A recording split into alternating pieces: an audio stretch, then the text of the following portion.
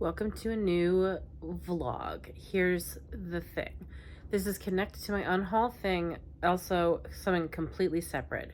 I was going through my books, deciding which ones I want to get rid of, and I have a bunch of old books that I read when I was about 16 years old, and I kept a lot of them because I was pretty nostalgic about them, but I haven't reread them. I read them once and I put them on the shelf for the most part and never looked back.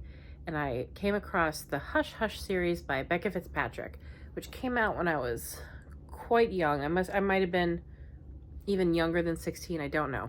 I have all four of them. All I can remember is I really loved the first one and I hated 2, 3, and 4. I hated them.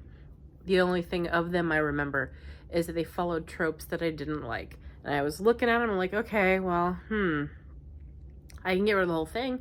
Or I could also just get rid of 2, 3, and 4 and keep the first one. Sarah's like, yeah, you can do whatever you want. And I was like, maybe I should reread them and decide if I want to keep any of them.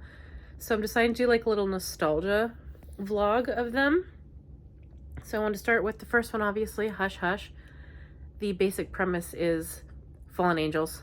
It's very of the time and of, I guess I should make that clear, like early 2000, not early 2000s, I guess from like, if I was 16, it would have been 2009. So around that time, young adult was just really specific. It was, I don't want to be mean here, but a lot of them were very, very similar because they followed the same tropes in the same ways. Twilight got really popular, so a lot of books started doing pretty much exactly what Twilight did. The mysterious, hot loner guy who takes an interest in the lead character. She's just so special for some reason. And this one's no different. Patch is the fallen angel. We don't know he's a fallen angel in the beginning. He likes Nora, our lead, and he just I don't know, he just likes her. He likes her for some dang reason. We don't know. We don't know he's a fallen angel yet. There's just like some things popping up about fallen angels, and we don't know going in. He's there like the very beginning, and I don't really remember the plot other than fallen angel, Patch, and Nora. I remember his name Patch because it's just a little bit silly. So we're gonna hop in. We're gonna see if it holds up. Now, as far as I recall, I don't think Becca Fitzpatrick ever wrote anything again except for one book, brief, like really quickly after the last Hush Hush. Never heard from her again. I don't know what she's up to. Like Maggie Stiefvater, who did those Ravensboy books, she did a little YA series called Shiver right before that. And that's how I knew her. And because I did not like those books, I never went on to read the Raven Boys, and I never will. I'm a little past way. I'm just doing this for fun. So wish me luck. Hope that my nostalgia doesn't lead me down a terrible, sad path. So the book's pretty short, which means I'm about halfway through already. And oh my God, this book is just a mess of every cliche you could possibly think of, to the point where it's almost embarrassing. So Patch, our love interest, is very mean to her, just not pleasant at all. Like through this whole 50% mark, he's just been pretty unpleasant. What made me stop to do a clip is that she's talking to her mom about like her dead dad. She's like, when did you know you were in love with him? And it's like, you have talked to Patch a total of 5 times. All 5 times he was actually really incredibly disrespectful to you. One of those times he like put her up on the counter and almost kissed her. That was like the longest they've spent any time together, despite the fact they have like a project they're supposed to do together. And it's like, so when they meet the first day, she goes into class and they're learning about human sexuality or like reproductive things. And they pull her from her best friend to partner up with Patch. And he's obviously not being very helpful. Why would he be? He's a love interest. He's just like flirting in the most corny way. That's like, that feels a little unique because typically the mystery guys don't like immediately flirt or anything. They like play a little hard to get, but not Patch because he's obsessed with Nora for some reason. We don't know why. He keeps alluding to the fact, like, I'm only here because of you. And he's following her around. Like, someone's following her around. We don't know who. But it's just, like, trope after trope. There's, like, the mysterious love interest. There's the not so other third option. This guy named Elliot, who's like fishy, but in a different way than Patch is fishy. So I guess it's like fine. And there's the best friend who doesn't contribute much. She's just kind of sassy and she's very curvy and she knows about boys. And she likes one of these other mystery boys that we have a bad feeling about them. We don't know what they're up to yet. And she's going to obviously be put in perilous danger. It's like they go to a theme park or a carnival thing and there's like there's a fallen angel ride on there. And it's like, what, in what world? It's a lot of contrivances and but it's very, like, I can't even tell you the plot because there's not a plot. Like, this girl's dad was murdered a year ago and this boy is being mean to her, and that's basically the whole plot.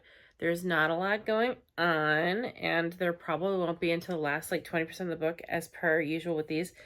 The plot is just the two of them getting to know each other. But the thing is, he's like kind of hardly in it.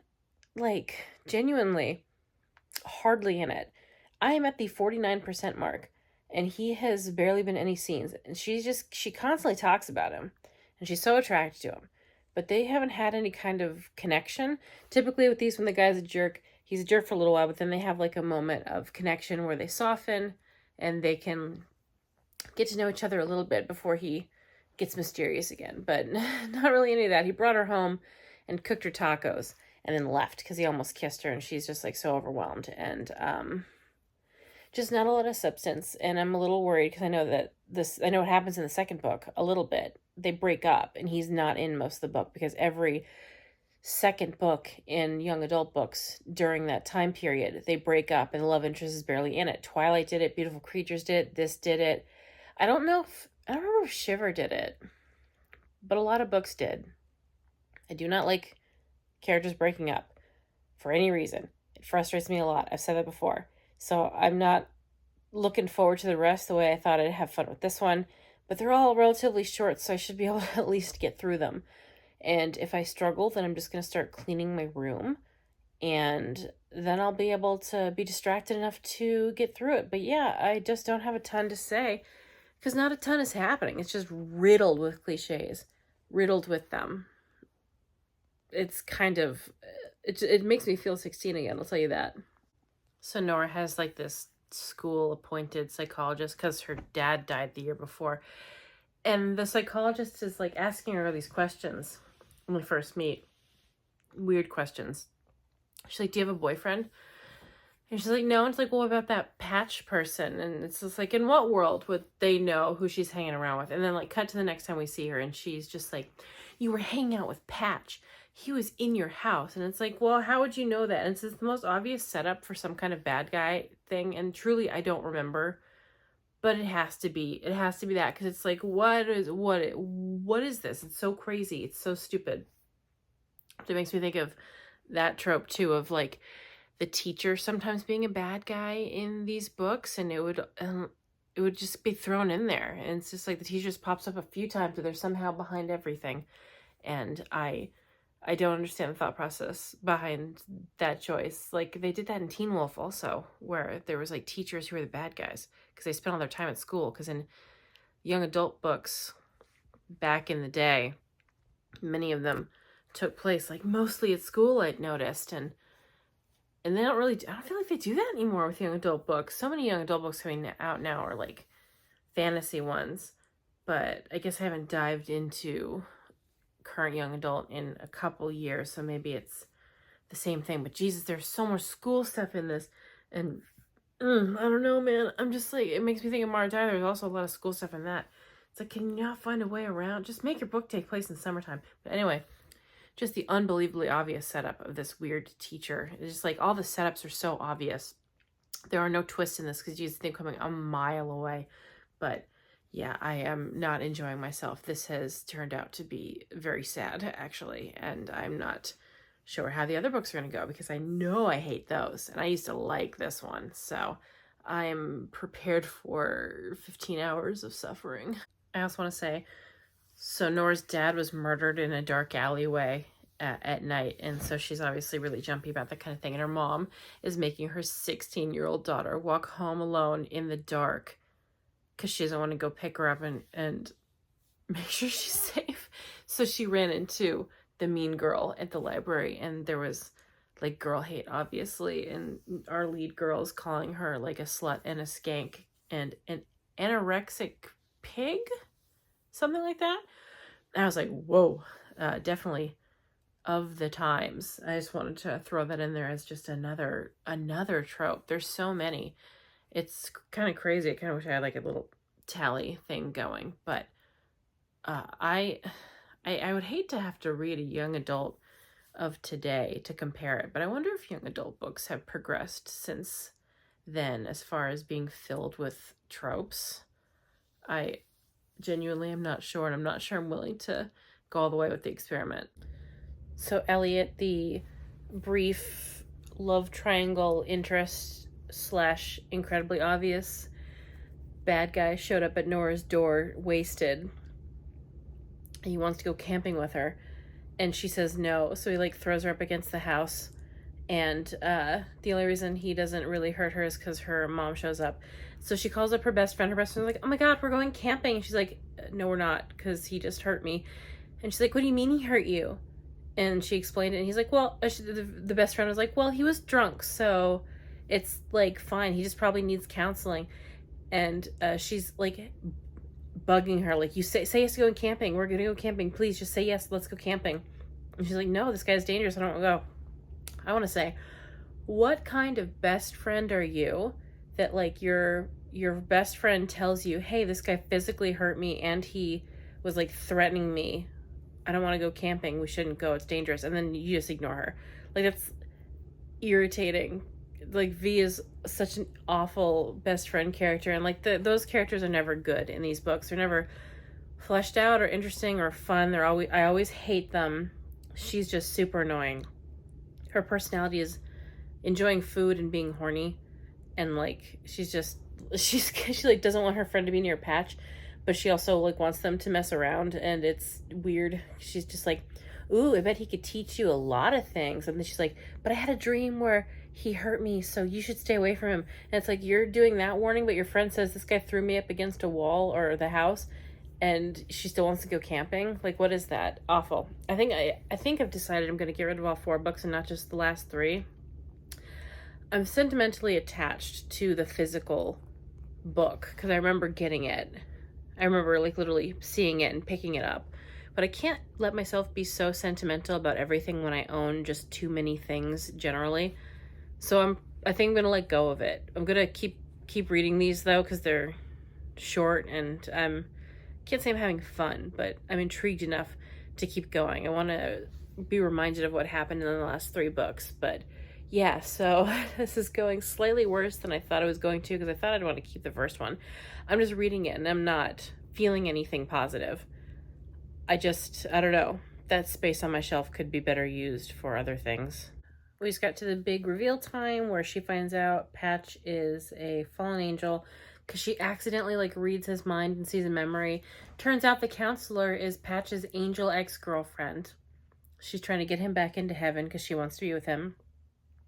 The catch is he wouldn't have a great rank if he came back to heaven. He has to save a human life and he could become an angel again. Or, I believe, and they haven't said this part yet, if he were to kill Nora because she is like descended from the children of an angel and a human, he could like take over her body and then live as a human, because I think these angels can't feel anything.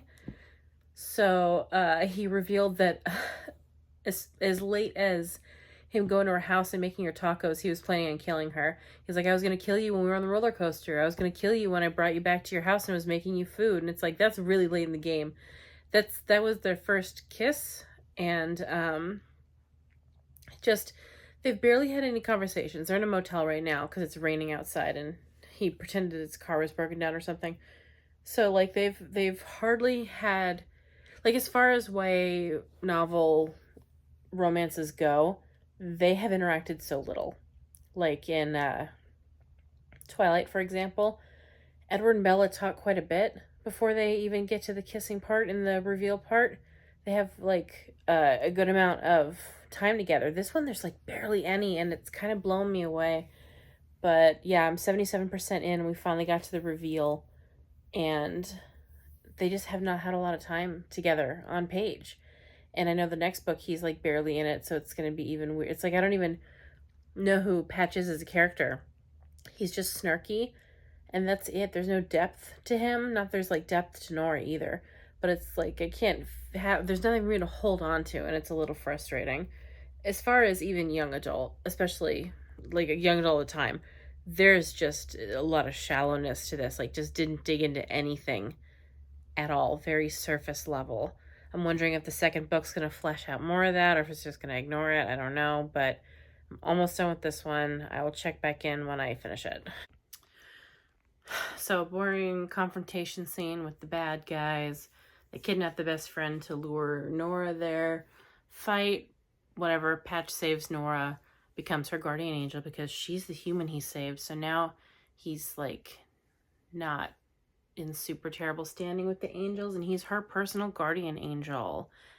Yay. Oh yeah, and then the bad guy's just like, Patch isn't gonna kill you because he fell in love with you. And it's like, yeah, that's the official stance is Patch fell in love with her. But the thing is like they barely spoke, and I know that that's just how these books go, but it's really frustrating when you're reading it to see there's just nothing between them, and they just say they're in love, and we're supposed to just take their word for it. And then they're going to break up in the second book. It's going to be so annoying.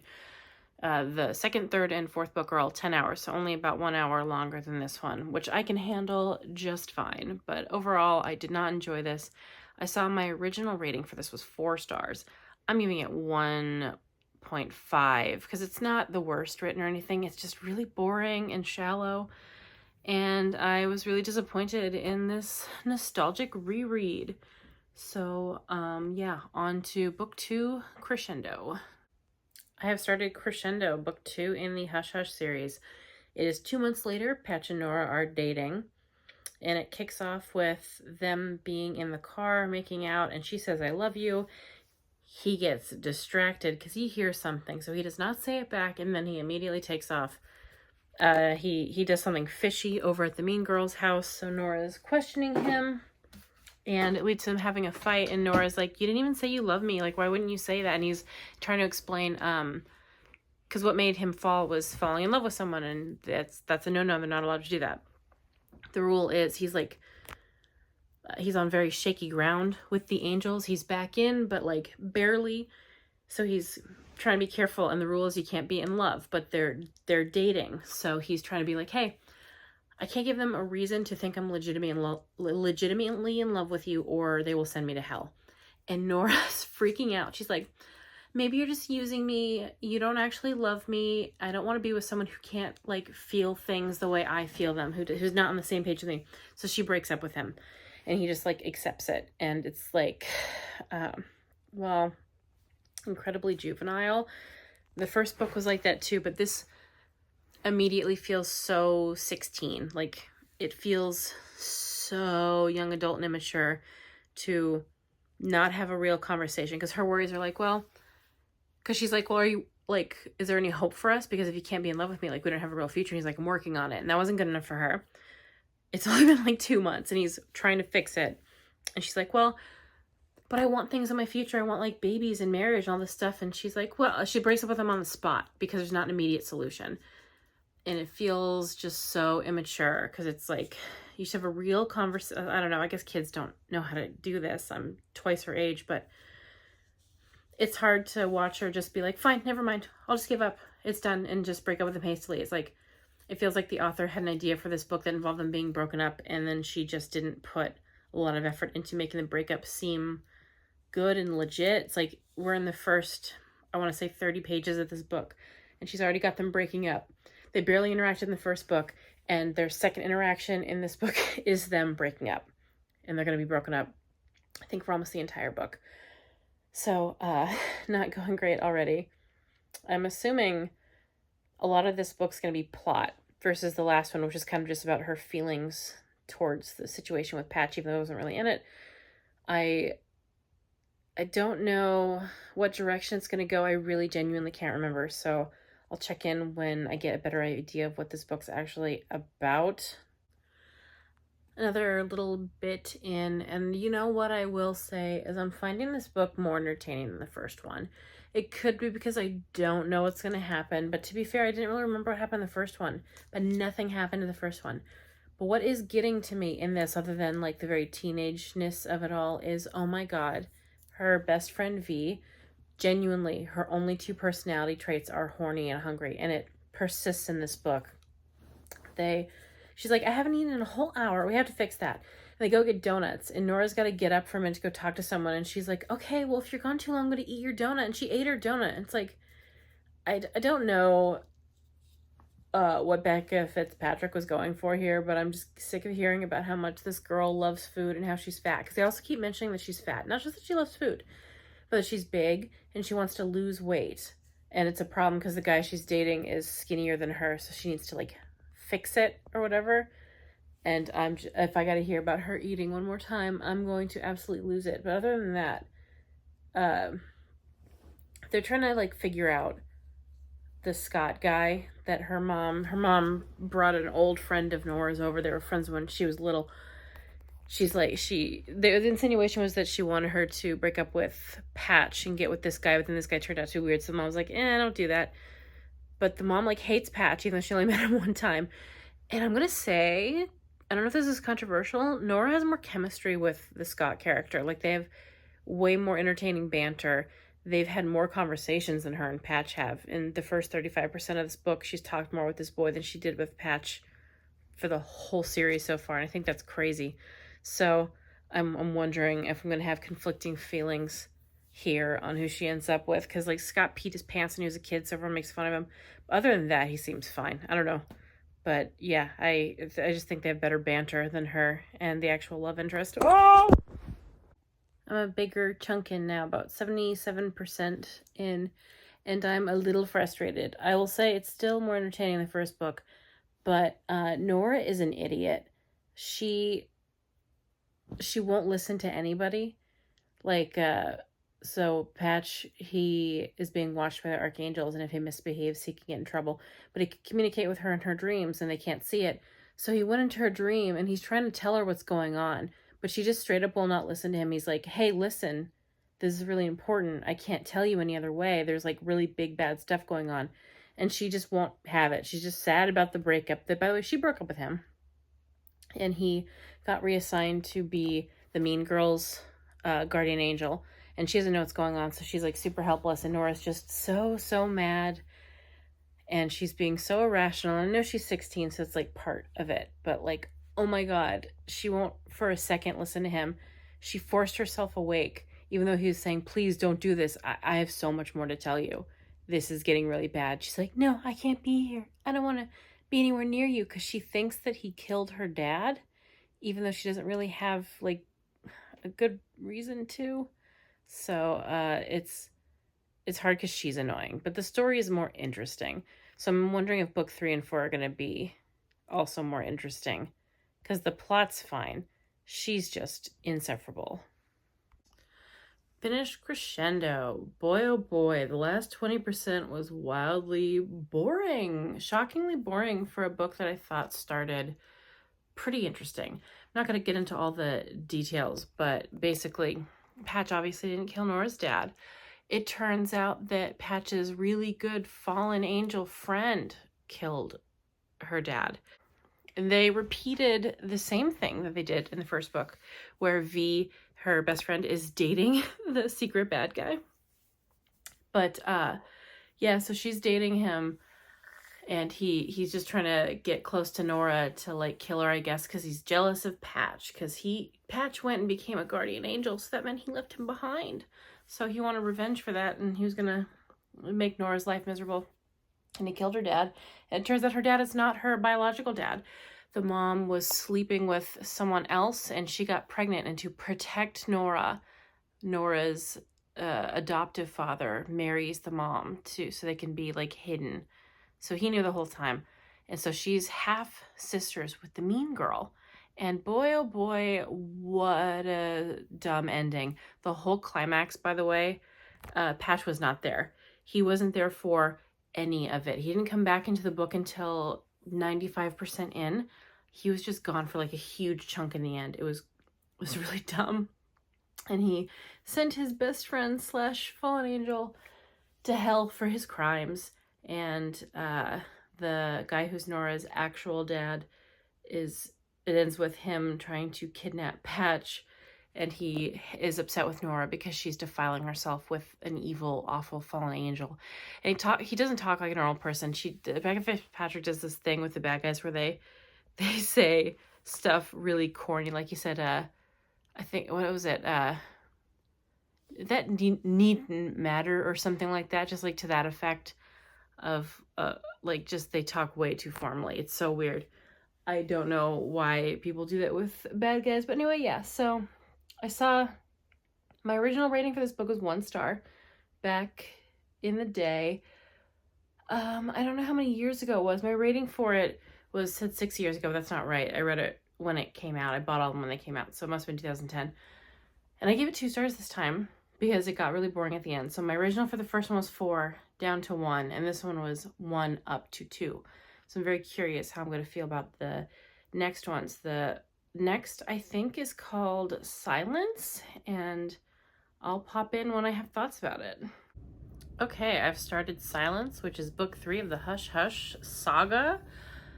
Already not into it. I'm actually a pretty good chunk in, I think about 20%. It starts off with Nora waking up in a cemetery with amnesia. She does not remember the last 5 months of her life, and she's been missing for 3 months.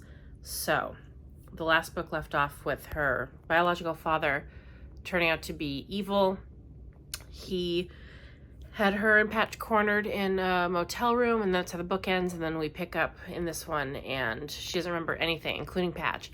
And her best friend doesn't remember Patch, and her mom doesn't remember Patch. And we're going through this book, and she just has absolutely no memories of anything like that. And she has a dream, and in her dream, Patch can talk to her. So he shows up, and she remembers him in the dream.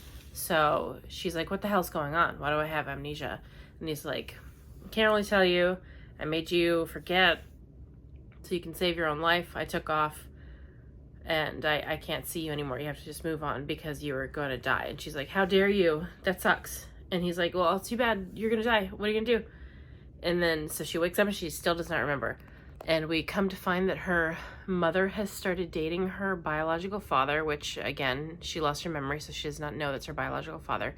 She just knows he has bad vibes, and he's evil. So they are out to dinner, the 3 of them, and her half-sister, Marcy, the mean girl, shows up, and she remembers Patch for some reason. And she's like, oh, so you don't remember anything? Does that include Patch? And it, like, triggers something for Nora. So she's trying to remember. And Marcy's like, well, Patch gave you a necklace to give to me. So go find it and bring it to me. But Nora had, like, a vision thing of a girl saying that if she gave up a necklace, then bad things would happen. So the only thing that's intriguing me is why Marcy might know. And I'm assuming it's because she's part angel, the same way Nora is, but I don't understand why Patch would forget to have Marcy forget and not forget like V and the mom and stuff. So I don't love the premise of this. I'm assuming she's gonna have amnesia for most of the book, and then once again Patch is not going to be in most of the book, and I find it strange because I feel like I've seen this pattern before in like really old young adult where the guy's just not around very much. Like they have their romance in the first book, and then they break up in the second book, and then they get back together, but they're just not around. So it's like he hardly popped up in book 1. They got together. Book 2, they were broken up, so he was in like 4 or 5 scenes maybe. And then in this one, he's popped up 1 time. And I'm assuming he's not going to pop up again for a bit because she doesn't remember him. And it could be fun if it was like, he remembers her, but she doesn't remember him, so he is all in love with her and stuff, and he's flirting with her, and he's trying to win her over, even though she can't remember. But he, at this point, is like, no, we can't be together because of reasons. So I don't think it's going to be super entertaining. I did not remember this at all, like zero memory of this plot point, or really any plot point. So I'm going to dive back in and see what happens next. I don't have any true updates for Silence, unfortunately, but I'm like a really good chunk in, so I thought I should say something. I'm just increasingly frustrated with the fact that not only is Patch the love interest, not really in this series. But they're broken up for, I guess, most of the series. They're broken up for the entirety of book 2. They sort of got back together at the end. But then that same night, she disappeared, so they kind of didn't. This is 3 months later. They like, were barely together, and he's barely in it, and I'm just, like, kind of baffled. And I'm also just really irritated that the Hank character, the bad guy, doesn't talk like a person. He's just like, we had a deal, boy. And it's like, who talks like that? This is one of my pet peeves, is when characters don't talk like normal people, especially villains. But yeah, I don't have much to say for this book because not a lot's happening. She's just trying to, like, figure out what we already know. So, not a super strong plot. I've seen that a lot in things. It's like, if the audience already knows what they don't remember, like, I'm just watching her catch up with me. And it's not terribly entertaining.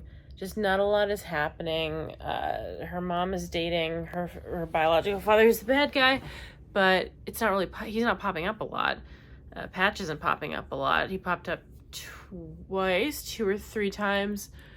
She just met up with Scott. He was a character in the last book who knew some things, and I'm just a really far amount in for nothing to be happening. So I'm kind of assuming it's going to continue that way. She's getting, like, flashes of her memory, but I am sorry, I just don't have a lot to say about this particular book. I don't remember any of it. It's not very fun. The last one, at least, I was entertained to some extent. This is pretty bad. I finished Silence, and it was incredibly boring. Just, frankly, not a lot happened. So much of it is her trying to get her memory back, which she eventually did. And then her evil father tried to force her to become, like, full Nephilim so she can lead his evil army to destroy the fallen angels. And he's like, I'll kill your mom if you don't do it. And she's like, okay. So she did it. And then there was this contract where it's like, if he dies within a month, she has to do it. But if he lives longer, then she doesn't have to do it. And so she wasn't going to kill him. Also, she just didn't want to kill him because she didn't want to take a life. But then he was going to burn Patch's angel feather, which would have sent him to hell. So she killed him to save Patch. And now she is the leader of the Nephilim. So there's a war coming. I'm not looking forward to finale, the final book. This one was so boring. I don't care about anything happening.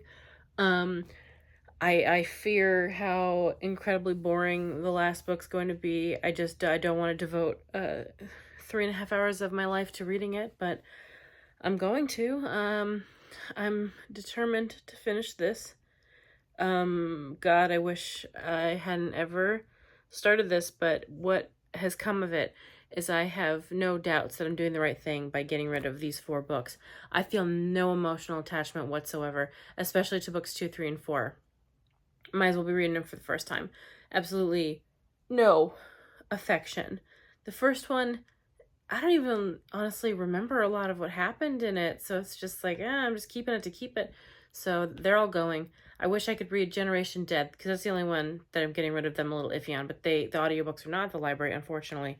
Anyway, that's a subject for a different day. Anyway, on to a finale, the final book in this awful series. I found this man at the park, and I want to ask him his opinion on the first book in the Hush Hush series, which he was in here for when I was reading some of it.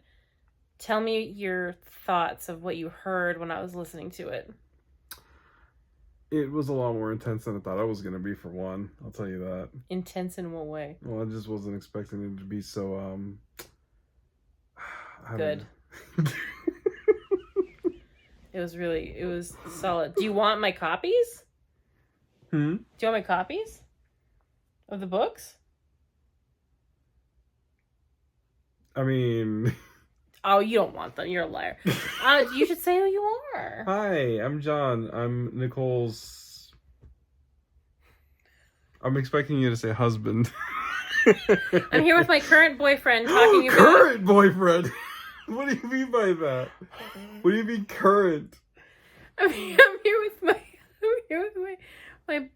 my beautiful husband talking about Hush Hush. No, but what did you get from... Because you listened to 4 hours of it, which is about half. 4 hours? Yeah. Because I was listening on faster speed. You listened to like 2 minutes. No, what are you talking about? You were in the room with me when I was listening to the first part of that book. You were working on your computer Oh yeah. for like you were with me for like an hour, which is about 3+ hours of the audiobook. Jesus Christ. What did you think of it? Every once in a while I would just like, because like I could barely hear what was going on, but like every once in a while I would just hear stuff like oh, what was it again? It was like it's what was it again? It was like It's Fallen Angels.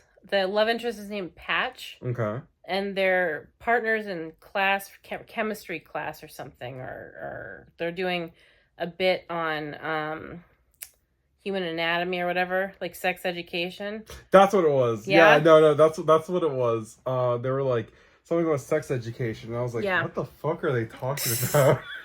Yeah, the book sucked. He didn't finish it, obviously. I finished it by myself. I'm on the last one. He has not been around for the other ones. So, do you want to read it? The whole thing now is the question. I don't know. What would you rate it out of 5? Out of 5? Man, I mean, the fact that it woke me up and like made me start paying attention to it a little bit there at that part, I'm like maybe a 3. Oh, that's sure. You don't understand how difficult it is for me to like listen to something that's being read out loud. Wow. In general. We should pick an audiobook and I should make you listen the whole thing. The whole thing? At my speed, right? What's your speed? Normal speed. No. All right. This has been Reviews with John. Say bye. Bye. I've been trying to fix my washing machine for over 4 hours. 5 hours now, actually. So I'm up late, but I'm also reading Finale, the final Hush Hush book. I didn't do any updates for the beginning because I don't have anything to say, or didn't have anything to say, but I also kind of still don't have anything to say. Nora's in charge of the Nephilim army. She has to pretend to not be with Patch, so Patch isn't in this too much. Same as all the other books. And now she's addicted to like a magic drug and she's lying to Patch about it, and she's just frustrated about not wanting to be in charge of this army. And that's it. Nothing interesting. The mean girl Marcy moved in with her for some reason. Yeah, I don't care. My washer is messed up. I'm trying to fix the drainage tube. I've done 3 tub cleans trying to clean out the drainage tube. I've tried to clean it out manually and it's just not working. I'm really tired and annoyed. This book sucks. I'm at like the 50% mark now. I don't feel like anything important's happened. Very mediocre finale. Now that I'm nearly done with the series, I'll hold to the fact that the second one was the most interesting, as it turned out. Could change my mind in the second half of this. I don't think I'm going to. Yeah, I guess I'll check in either when I'm done or if I have something else to say, but not a very non-updatey update. I'm finally done with the Hush Hush saga, and boy oh boy, I did not enjoy that last book. Not going to bother going through the details of it because it doesn't matter. It was very annoying. It felt like the whole thing was buying time to get to the ending confrontation. I don't care what happened in it. It was just a fight, and the good guys won, the bad guys lost, and they did like a fake out death with Patch, and he's alive and well, and he even gets to feel things now, so he could physically feel things, yay. And I swear to God, they like get married, basically. She is 16 years old, but he's like, I found this ring, and he basically proposes to her, and they do like little vows, and they consider themselves at that point married. She is 16 years old, and it skips to 3 years later, and she's like, my mom finally accepted that me and Patch aren't going to have an actual wedding. It's like, you're 19, and you consider yourself have been married for 3 years to this guy, and the epilogue is V's wedding, and she married some random guy we never see, and it's like, whatever. V's becomes immortal, so Nora and V are immortal.